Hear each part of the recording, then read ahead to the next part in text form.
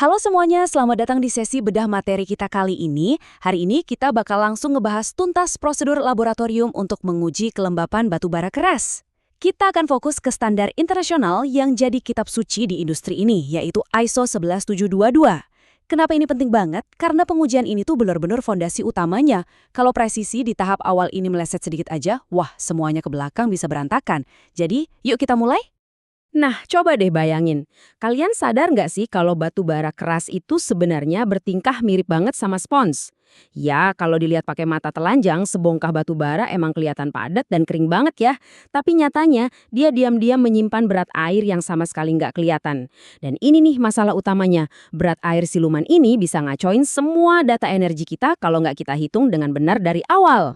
Istilah kerennya di lab buat sifat spons ini adalah higroskopis. Maksudnya apa? Karena batu bara ini higroskopis, tingkat kelembapannya tuh nggak pernah diam di satu titik. Dia bakal terus naik turun ngikutin kelembapan udara di dalam lab tempat kita kerja. Makanya, menguji kelembapan dasar ini benar-benar jadi langkah krusial. Wajib banget dilakukan sebelum kita melangkah ke analisis kimia yang lain. Oke, jadi ini dia gambaran apa aja yang bakal kita bahas hari ini. Pertama, kita bahas mengapa kelembaban itu penting. Terus kedua, soal persiapan dan alat uji. Ketiga, kita masuk ke proses pemanasan sampel. Keempat, pendinginan dan penimbangan akhir. Dan yang kelima, cara menghitung persentase kelembabannya. Kita masuk ke bagian 1. Mengapa kelembaban itu penting? Intinya gini, kalau kita gagal ngukur kelembaban ini secara akurat, siap-siap aja tes kimia lainnya kayak uji zat terbang atau hidrogen bakal meleset total. Standar ISO ini udah ngasih tahu dengan jelas kalau angka kelembaban ini kita butuhin buat mengoreksi hasil analisis lain ke suatu standar yang kita sebut sebagai basis kering. Bayangin aja, tanpa ngoreksi sifat higroskopis batu bara yang kita bahas tadi, semua data lanjutannya susah-susah kalian cari itu pada dasarnya cacat, nggak valid.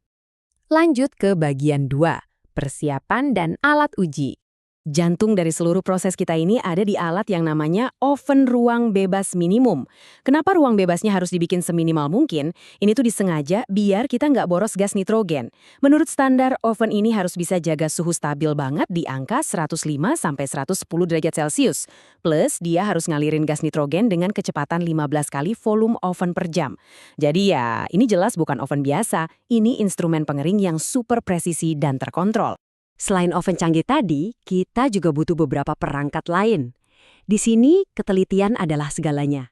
Kita butuh timbangan analitik yang presisinya sampai 0,1 miligram. Ingat loh ya, setiap miligram itu sangat berharga di sini. Terus siapkan juga cawan timbang yang dangkal, yang pastinya punya penutup super rapat. Oh ya, satu lagi yang nggak kalah penting. Gas nitrogen yang dipakai buat membilas oven tadi harus benar-benar bebas dari kelembapan. Dengan kadar oksigennya harus di bawah 30 mikroliter per liter. Intinya, kita mengusir oksigen jauh-jauh biar si batu bara nggak teroksidasi selama proses. Oke, bagian 3, proses pemanasan sampel.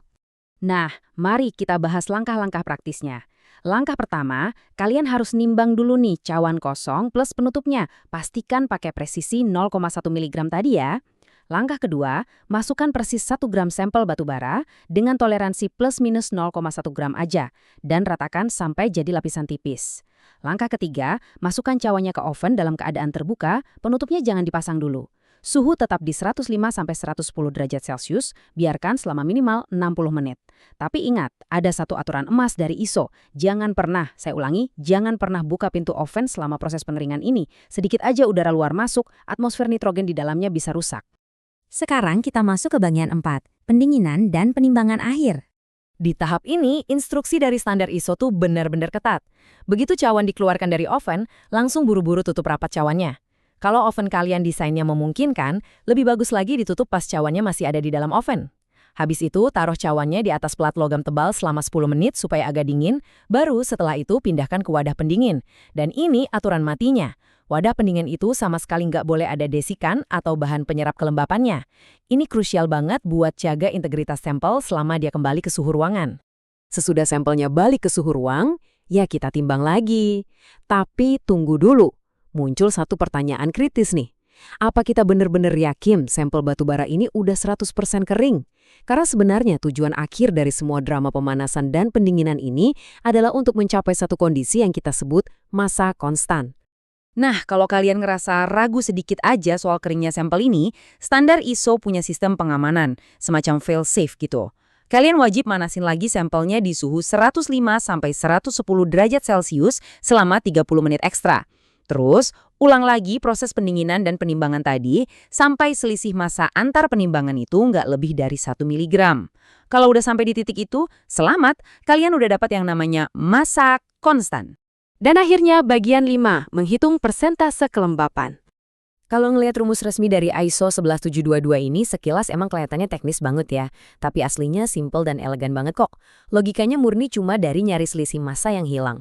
Jadi, fraksi massa kelembapan itu dihitung dalam persen. Caranya, tinggal kurangin massa sebelum pemanasan dengan massa sesudah pemanasan, lalu bagi aja deh dengan berat awal sampel batu baranya. Gampang kan? Biar kebayang, kita bedah pelan-pelan variabelnya ya. M1 itu adalah massa si cawan kosong ditambah penutupnya. Lalu M2, ini adalah berat total semuanya.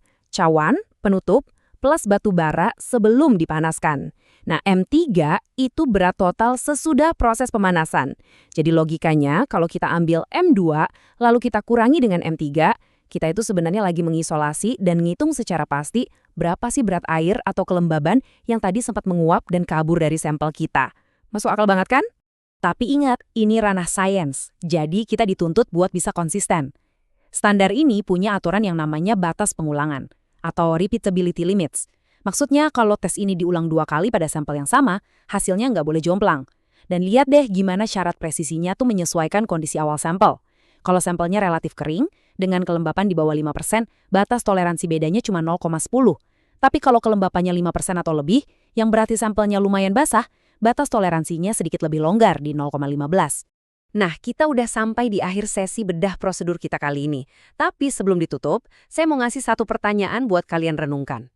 Pas besok-besok kalian ngerjain sampel batu bara lagi di lab, udah yakin belum kalau kalian benar-benar memperhitungkan air tak terlihat tadi? Ingat ya, prosedur ISO 11722 ini bukan cuma sekedar rutinitas atau formalitas. Ini tuh jaminan mutu. Presisi dan ketelitian luar biasa yang kalian tuangkan di langkah paling awal ini, itulah yang bakal menentukan akurasi semua data energi kalian ke depannya. Jadi, tetaplah kritis, jaga ketelitian kalian, dan pastikan setiap miligramnya terhitung. Terima kasih banyak udah ngikutin pembahasan kita kali ini. Sampai jumpa!